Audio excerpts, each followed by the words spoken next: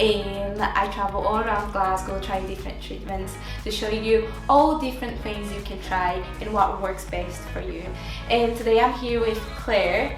That's my friend from a long time. We met each other when we were both working on cruise ships, and I'm so excited to bring her here today because besides being friends, I'm just passionate about her work. Like, I'm in love with everything she does. So I can't wait for this. I know. I'm so excited to do yours today as well. So Claire, why don't you tell us a little bit about yourself? Okay, so my name is Claire and I am 29. I have a salon called Royal Brows and Beauty, which is in the south side of Glasgow, where I specialise in microblading. And I also run a training academy for microblading called Royal Brows Training Academy. I'm an advanced artist and I've been doing this now for over 5 years. Just the brows for 5 years? Yes, microblading for over 5 years, so it's still fairly new. So I kind of started it when nobody kind of knew what it was, and it's just over the last couple of years got bigger and bigger. Yeah, but you started as a beauty therapist. Yeah. So how long was that?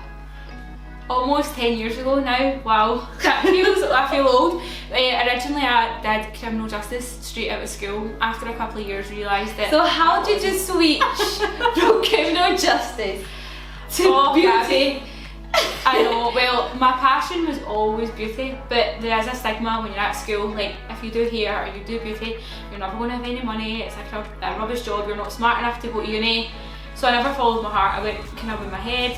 So after a couple of years at uni, I remember being like, this just is not for me, I want to do beauty. But I took a year out just to work, and I remember telling my mum that I'd left uni. So I'd already left before I told her, because my mind was made up. And I was like, oh no. She was okay. So originally then I was thinking about doing midwifery for a year. Was she okay? She was fine eventually. She was a bit like, as long as you're happy. But she wasn't the best pleased when I told her, but she knew where my heart was, sort of thing. So I was planning to do midwifery, then I worked for a year just to figure it out what I really wanted to do. And I thought, do you know what, beauty has always been my passion. So I thought, let's just go and do that. I'm glad you've done it in such a young age as well, because now you have more time to, do what, follow your heart and do what you really love. Because I've met so many professionals that are in our industry today, and they're like, I was in an office before and I hated my job, I hated my life. They're like dead miserable doing other things, and then eventually they done what was right for them. Well, it took them like a few years, and like that happened so much. So it just tells, like, if something feels right, it's right. Yeah, you need to be happy with your job. Like what they say, if you what is it? What's that quote? If you do what you love, you'll never work a day in your life. Yeah. That one. That's it, and you have so much fun. I mean, it's never easy. No. It's always challenging, and having our own business is like so much responsibility. People think that it's just coming and doing a massage, drawing brows in someone, but it's all the paperwork, the admin stuff. Yes. The sorting your insurances out, your license out, well, for microblading, your accountant. The investment is very high, and the risk of failure. Exactly, keeping your image, isn't it? It's just maintaining that image, and you're doing everything at the one time. You're doing your books, you're doing your booking system, you're doing your stock, you're doing your accounts, you're doing your cleaning, you're doing literally your consultations, or you're printing off everything. Like, there's so much that goes behind the scenes that people don't see. And all the responsibility is yours. Like, you can't blame anybody else except me. One man band. If something goes wrong, it's my fault. And that was a huge jump for you, because then you started studying to become a beautician. Yes, so I did that, did the HND, that took 2 years. Whilst I was there, Steiner came in and did a chat, which is the company that we worked for, just to talk about the cruise ships, and as soon as they mentioned like travelling the world but being paid at the same time, I was like, sold, that's what I do. And I was so young as well, I thought you just need to take the jump and do it, so that was what my heart was set on. But I had the plan that I always wanted to be a semi-permanent makeup artist, well, like for brows. and it was like thousands of pounds for the training, and I thought, well, if I go and do the cruise ships and I save up money, then I can come back. But they never tell you that you'll be working 14 hours a day and you only have one day off. Yes. If you're lucky, that day you basically just die for a day and then you're back to work next day. It's crazy. Yeah. And the amount of money you pay to even go there, I forget to mention that as well. Yeah, so that was my idea. I thought I'll go and save for my microblading training, come back and then do my training. So that's literally what I've done. I came back, started doing lashes, renting a wee shop. Did you save money? Did you manage to save money? Just enough. I saved more, but I spent like $4,500 on Wi-Fi. I did. $4,500. Why? Because every time it ran out, I just buy it again, buy it again, buy it again. I like the cards. Remember the Ocean Pay and your other card? I like them together, so I could just keep buying it. But yeah. Because we are in the middle of the sea, so there is no like side, no signal. No, you get charged for your Wi-Fi. Like, it's so bad. And that's what kept me sane. Like, that's what kept me sane, so I needed it. But yeah, I saved it up for my microblading training, came back, knew I had to get clientele, so I thought, let's just do lashes by renting a little bed at the back of a salon until I did my microblading training. So I started doing that, got some clientele, did my microblading training, found a new premises where I was able to get my license to do microblading. Then I started microblading. Claire, sorry, like all this what you're saying is very interesting for people that are actually starting. Yes. Because that's like when you start from the bottom. Yeah. So Oh yeah.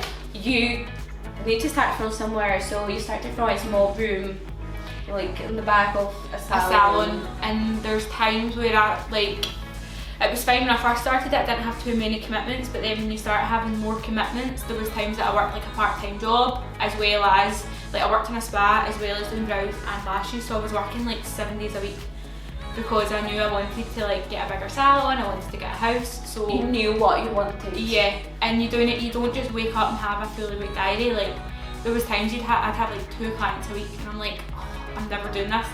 And I remember when I worked in the spa, this guy came in and he was like a business guy, and he had said, like, if you survive your 2 years in business, you'll be fine. Like, your first year's are hardest, your first year you'll lose, your second year you'll break even, and your third year you'll start to gain profit.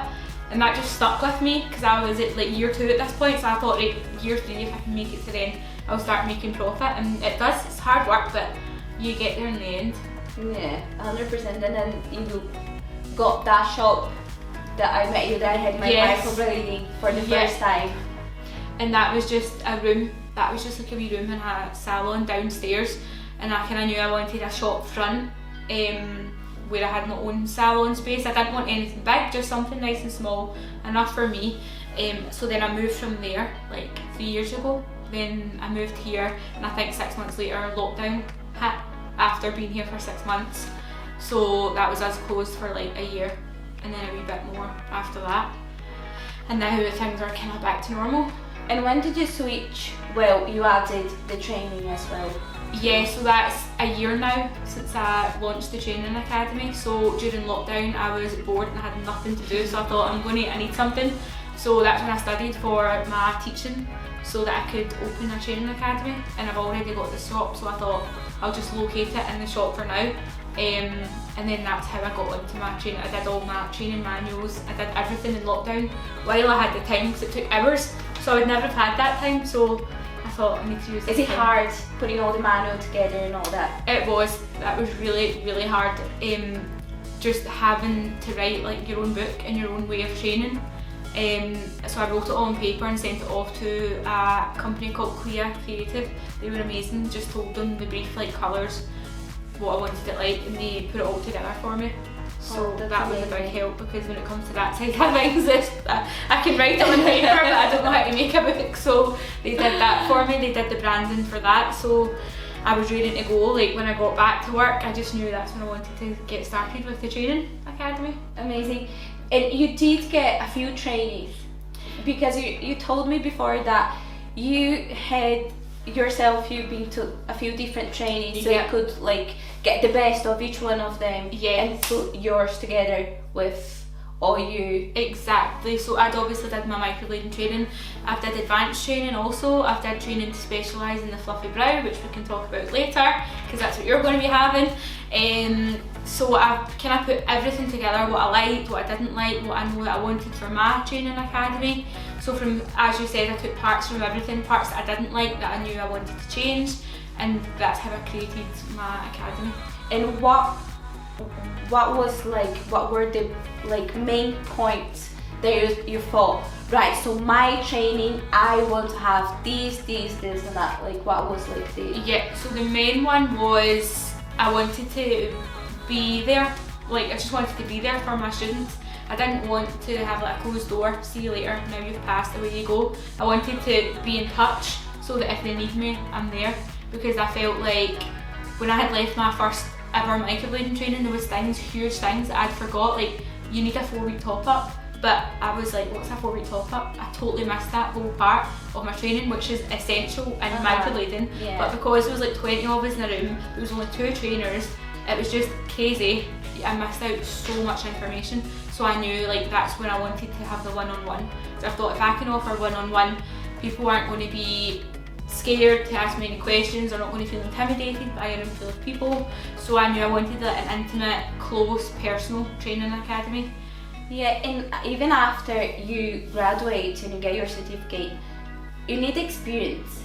Exactly. And you start practicing, you get more clients, but suddenly, let's say you trained in a white blonde model, and then comes Gabby next week and you're like, oh my god, what to do now? Yes. Because they don't have experience, so it's important to have someone to just call or text. Of course. See, I have this case, it's different, she's coming for her brows in 2 days. You know, I think that's like very important, because if you get the confidence, I think that's a big thing, isn't it? It's the confidence, like that's probably the hardest part of the training, is letting people know how good that they are, because most times people just don't have confidence in themselves, and it's trying to give that confidence over to them that is the hardest part of the training. So like you were saying, the guidance, I offer like lifetime guidance. I know some courses are like you've got 6 months, but you're still fairly new after 6 months. Yeah. I've got students now that phone me a year on and thinking like, oh, what should I have did at this top up, or what colour should I use, or just a wee thing where they know I'm on hand to help them, because you need that support. And I'll also offer, like when you do your model in here, when you do that 4-week top up, I tell you to come back, bring your client, and I'll be there when you do your top up. Because with every other training microblading course that you do, you need to do that top up out in the brow world on your own with no one there, and I'm like, how are you meant to know how to do that when you don't have anyone there to say, oh this is right, or what do you need to give another consultation, or do you and so many people stop themselves from performing the treatments because they're not confident enough. I see people that spend so much money, like thousands, in training, that they never perform the treatments because they're not confident enough, they're afraid. It's crazy. I've had like a few of my students have already been trained in microblading, and they're like, what stood out was the one-on-one, like I'm not confident, and I'm like, well that already makes you an amazing brow artist, because the fact that you know that you're not 100%, you're not going to go near someone's face because you know that you might make a mistake. So already you're an amazing brow artist, because you're putting your whether like some people just take the risk. Take the risk, that was probably me. And then you end up with night signs. I think I just jumped right in there and just done it and thought, need to just jump in the deep end, don't you? But some people don't have that confidence, and it's a shame, but you can see them, like, so when you have the one-on-one, you're able to guide them and tell them they're amazing, and just hearing that, you can see it in them, like their confidence growing like every day. So yeah, and that gives you such that is honestly, I'm like, see if I could train for free, like I would train for free. Because that feeling is just so good. I'm like, it's better than any. It's a shame you have to pay for the wedding. I know. I might just move back in with my mum, cancel my wedding, and then I can give just it for free. People for free. And how many people do you think like you train a month? Probably like 4. I try and do like just 1 a week, so that you've got that week with someone as well. But with the cost of training as well, I'm looking into a finance option as well for students to make it more affordable. So that's going to kind of be up and coming in the next few months, so that people have got that option. Because I think with the cost of living and everything else, people are scared to invest in their training just now. So you need to find a way that it makes it more accessible for people. Yeah, and I think, well, if you're already investing so much money in training, you want to have like the best and someone that is going, you know, you want to see the results of that in the end. We're all training to work and make money, so it's obviously nothing's guaranteed because it depends on your professional posture, you know, your professional attitude after it. Yeah. But people want to have kind of, you know, that guaranteed, you know, results after. So if you know that you're going to have someone to like hold your hand through it and it give you the confidence, you know, you're going to get the results you want. So that is everything. Your confidence is key when it comes to microblading. It really is. And like my students that I've had, like one of them's opened a salon now, the other one's got a fully booked diary, the other one has a waiting list, and I'm just like, that's the results do speak for themselves. Although it's just a wee small academy, it's just me, it's one-on-one, but the results just speak for themselves.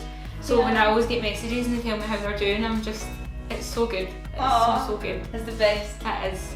And what is your style? What style of brows do you teach? So I specialise in realistic brows, so hair stroke, or you know them as hair stroke, but I've came up with a way where I've studied the real brow for so many hours and I try and replicate, and I saw you drawing the banana. Yeah.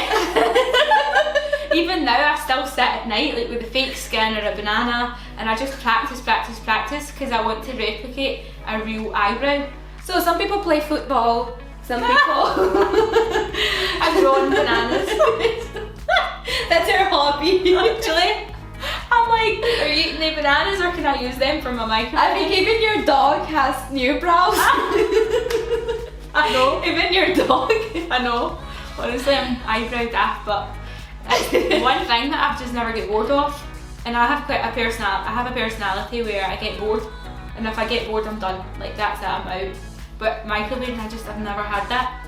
I think as well because I work with a lot of people that have had alopecia or chemo and they literally don't have any hair. So I can replicate a real eyebrow, a realistic brow and put it in their face and it's just transforming. So that's my style. I just want to do realistic brows, but I'm versatile. So it's not one brow fits all. It is, you need to give your client the brows that they want and also your professional opinion, like what they'll suit. Because I'm not going to do, I love a fluffy brow. I love a fluffy brow and so do many people, but there's many people that don't. So when you do your consultation, it's so in depth because we need to be on the same page before you begin. And I'm not, although I love a fluffy brow, I'm not going to give a client that's 82 a laminated looking brow. Do you know what I mean? But it is semi-permanent, so brow, like what we were saying earlier on, it does fade after a couple of years. I did Gabby's, and now it's just like a slight shadow. I don't have the nut cream on, so yeah, it's just like a slight shadow. They just fade really softly, really beautifully. That you can change up your style. So that's what I'm doing today because before I done the traditional, nice and tidy, the way that you get taught when you're doing your training. You don't step out that box. You follow all the rules. So now I'm excited to get my brows done by you again because it's been 4 years. So now I imagine you work in a different way. Yeah, 100%. I look at brows that I've did and maybe like 5 years ago and I think, oh my goodness, I could do them so much better now. But my clients are all still like, I love my brows, but I just look at them like, come in, you need new ones. So it's good that I can just change the style now. Yeah. Because people think that's it, they have a tattoo on their face and that's them done. Yeah. But you know, if the fashion changes, you could just like adapt and change as well. Definitely. Wait until them to fade. Yeah. So today I'm getting what, blue, very fluffy brows? Or? Very fluffy. We'll do a nice realistic feathery sort of brow for you. So fluffy but not like laminated looking fluffy. Nice and soft but like 3D looking brows. I can just visualise them already. I'm so excited. I know, since I got here she's just looking at my face. I know, it's just like staring at she wants to touch it. And because you've mentioned like I already kind of know what I'm doing with yours anyway because we've discussed it so many times and how your brows are slightly different, so we're going to even them out, add some hair strokes, make them slightly fluffier. Yeah, so this one grows to the side and this one grows up. Yeah, so we're just going to even that out, make sure they're perfect. Yeah, I can't wait. I know, can't wait. I'm so excited. And how do you become qualified if someone wants to get trained by you? So they'll book in for their training. There'll be 2 full days of intense training, which is a lot of practical and some theory also. You'll have your study guide to go home with and read over that too. You don't become qualified until you've obviously done your case studies, so which is 3 clients. You have 3 months to complete it, where you need to kind of do the full process, start to finish, write about it, send them over, and then they pass or fail.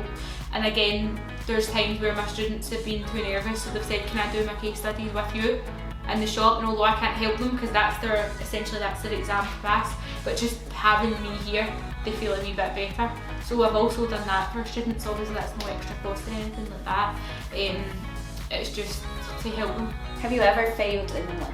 No, because I wouldn't, and I tell you why. Because if I feel like someone needs more guidance, I wouldn't fail. I would just say, you need to come back for a couple of days, do more work, and then we'll redo your case studies, and then we'll see. It would be hard. I know, but you would need to be, like, if you're looking at someone's work and you know that they're not ready, you would just need to give them guidance and say, right, come back.